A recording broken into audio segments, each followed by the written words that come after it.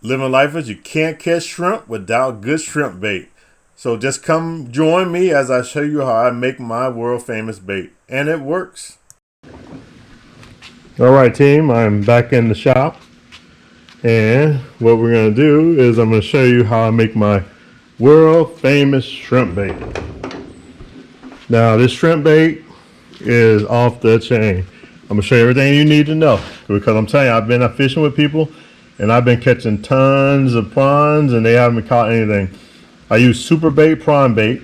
And typically, I will pour half of this bucket into some water, just enough to cover it up. And I let it get soft. I let it soak for about 48 hours to 72 hours until it gets soft. And then what I'll do is I'll take half of it and blend it up. I have a processor, an emulsion mixer, if you will, that gets it done. So I use half of this bucket, soak it in water. I did this one different because I saw it online. And I don't know why I made a change, because my bait catches fish, or shrimp. So I just tried something different to see how we work with it. Also have herring. So this is herring that I typically brine, I fish with. And every year I tend to have more herring than I know what to do with. So I'm going to cut this herring up in my processor and put that in my bait as well. You can't go wrong with that. Hey, I typically use razor clams that I catch at the beach, but this year I'm going to use minced clams. And there's 1 can per however many servings you're doing. And as you can see, some of the signs have come off my fish because this is typically in my boat. And I will refresh my bait with that. But normally I use the pate, Friskies whitefish pate. This stuff is really good. Ocean whitefish and tuna dinner. And mix it with the other catfish works as well. And then 1 batch for me is 4 chub mackerel and typically 4 of the Friskies, the larger cans. But I'm going to show you what I'm doing here. And I have my trusty handy drill. I'm hungry, I guess. And I just use that in a mixer to mix everything together. And I want the consistency of like a kind of a peanut butter, if you will. Handy dandy spoon, big spoon. This is a shop spoon. It doesn't go in the house. So if Leva's watching, my wife Leva, don't get upset. And typically I separate my pellets into 2 canisters. This is one that's just whole pellets soaked in oil. This was a new way of me doing it this year, because typically I grind, I'll soak this in water and it gets a lot softer. As you can hear, it doesn't sound very soft. And this has been soaking for at least 2 weeks. And it hasn't gotten any softer. So I'm really wondering how this is going to turn out today. And then the one underneath, let me cover this one back up, is ones that I minced up. I've ground that all up and it's got the oil soaking through it. So this should be really soft. It should be, but it's really not that soft. So like I said, this is the first time I did it without using water. I use all oil and we'll see what happens. I'm hoping to get this consistency of peanut butter. And let me talk a little bit about that consistency. That is very important. Consistency is very important because what I want is I want it to leach out into the water like a cloud. And then the pellets and also the fish chunks that will be in there, that keep the crab. I keep the shrimp in your pots eating. So when you go pull them, or there's a wave or something like that, the shrimp, they don't all disappear, but they stay in the pot. And when you pull it, you should have a pot full of spot prawns. I do really well. We catch a lot of spot prawn every year. So this year, let me get it. Let me show you how I make it. All right, living lifers, I got the fish, my herring, all chopped up in the food processor. Just want you to take a quick look at that. Yeah, it's a hot mess, isn't it?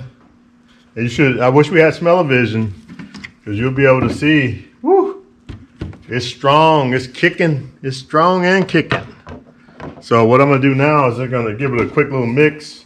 Remember that spoon I told you to never take in the house unless you want to get a divorce? This one. Go ahead and mix everything up.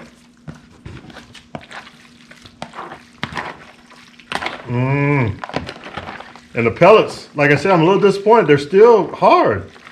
So the best thing to do, I think, is just soak them in water for 2 to 3 days, and you should get that soft consistency that you want.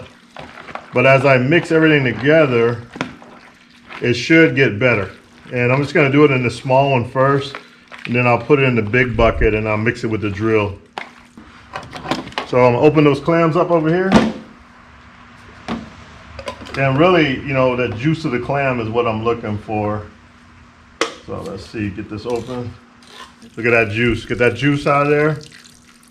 Ooh, smell of vision. I need you, smell of vision. There we go. Get it kind of spread throughout. And then what I like to do is I like to have a trash can handy and ready nearby. Let's get that out of here. Make sure we get all that clam juice out of there. Okay, clam juice and clams are out. And now I'm gonna start opening the cat food up. Cat food should be easy. It's got a pull tab on it. So here's the pate.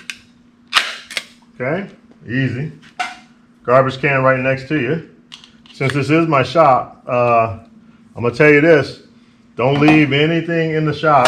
Get rid of all the smells you can, or you will have friends visiting. I'm not talking about friends that you like. I'm talking about friends of the rodent kind. So try to keep your shop as clean as you can. All right, one more pate. Let's get that out of the can. It comes out clean, I like it. Okay. And then we're gonna do, I call this kitty surprise. It's gonna be a surprise of what it is. Oh yeah, this is the mixed whitefish. You see it's a little chunkier. It's not consistent as a pate, but it's more like it's a wet cat food. They like this too. Anything with whitefish in it, they tend to like it. And like I said, I'm trying to get that consistency of peanut butter. That's what I'm shooting for, peanut butter consistency. You can't skimp on the bait. I've seen people use like oatmeal to soak up the oils and stuff like that. But I challenge those people that use oatmeal to try to compete with this bait. There's no competition. I'm telling you, my pots are loaded with prawns. So don't skimp out on the bait. I'll use like a wet bait and a frozen bait. The frozen bait will stay in the pot a little bit longer. And then when it does leach out, like I said, typically I have these cans on the boat so that I can refresh the bait. Woo, smell of vision, where are you? I'm telling you, this is looking really good.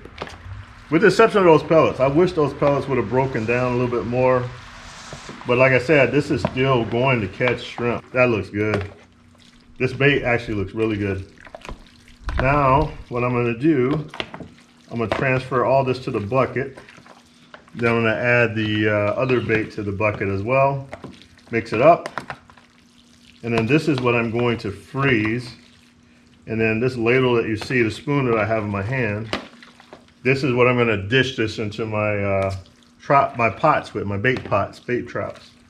So it's a progress. It's definitely a work of love, work of art. Like I said, I'm still really disappointed as to how my bait broke down. It should have been a lot softer than it is, but it's not. So what I'm gonna do now is I'm gonna pour this in. Actually, let's do it like this. Hopefully you can still see this. Let me move the bucket over. And I'm gonna dump this into the bucket. Let's see. I don't know if you can see that. And if you can't see, it's okay. I'm just dumping it into the bucket. Okay. And you can see it's got a lot of chunkies in there, which are perfectly fine because when I mix them up, everything is going to break down even further. There's a lot of oil in this thing. And as you heard me say earlier, you might want to make sure your shop is clean because this is going to attract friends that you don't want. All right, so the next one is, this is the stuff that I chopped up. And this has soaked up all the oil. It still sounds nuggety though, you know what I'm saying? Like I said, if I do this all over again, I would go back to my water method instead of the oil method. For some reason, the oil is not really making the pellets soft. And like I said, I've been soaking this for about 2 weeks. And so with that being said, I'm gonna dump it in here. Okay. smells great. It smells wonderful. It smells like I'm gonna be going shrimping. That's what it's smelling like.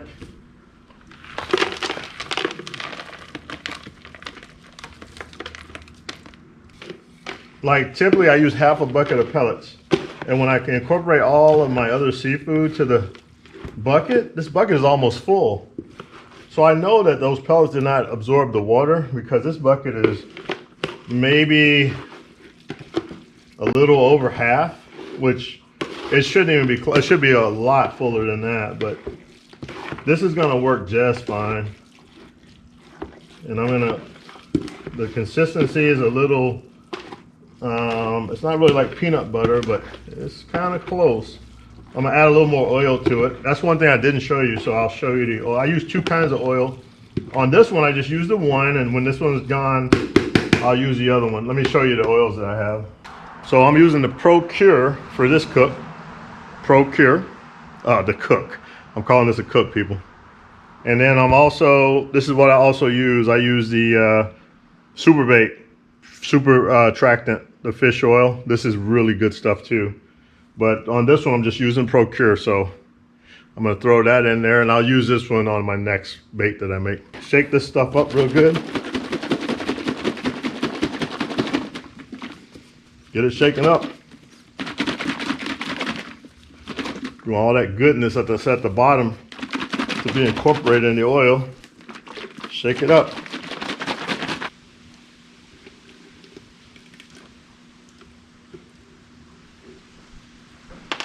Now, as you can see, the oils went in, but that goodness that was at the bottom, it wanted to stay at the bottom. Let me see if I can get it out of there. And see all that goodness in there that didn't come out? I want that. Bloop. And it just plopped right in there, a big old block of it. That's your attractant, that's your scent, that's your krill oil. So you don't want to leave that stuff in there. It's a big block of it in here. So now I'm gonna get it all kind of incorporated with this, and then I'm gonna mix it up. Electric mixer is good. Electric drill. I got the cordless available. I should use the electric one, but let's see how the cordless one does, and then if it don't do good, we'll swap it over to electrical. And I got this on a low setting.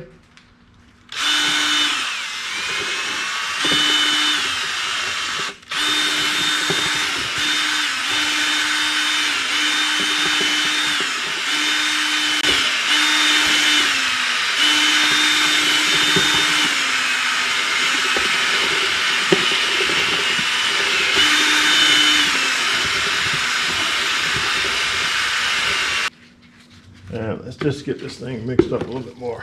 Oh yeah, the consistency looks great. The color is different than my other baits. It's more reddish, probably because of that krill oil. I'm really interested to see how this stuff does. How does it perform? So let's see, we are looking good. Let's make sure we get the bottom mixed to the top, and then we should be good. And then I'm just gonna let it sit for a while and let it absorb into the pellets a little bit more. Maybe it will do that now. And then I will freeze it. Everybody wants that smell-o-vision, so here we go. And that is my finished product. We can add more cat food to it to make it a little more runny if we want to do that. But I think that is actually really good. A lot of oil in it. And next is to take you shrimping so you can see what I do. What's up, living lifers? Hey, Levi and I coming at you from the San Juan Islands. We're out here, we're gonna do some shrimping. You know, getting ready for, what is it, Memorial Day, Levi? Is that what it is, Memorial Day? Memorial Day, yeah. Sure, we don't need a holiday to come out here. We just get it in. So hopefully we're gonna show you some shrimp. This place is really nice, beautiful. I always say it's beautiful. It's lovely. It's very, very calm right now. There's a lot of boats out here. We're in one of our little favorite spots, so I'm gonna set the GoPro up and see you so you can see us pull some shrimps. Remember to live life, And please like and subscribe. We really love your support, and thank you for watching.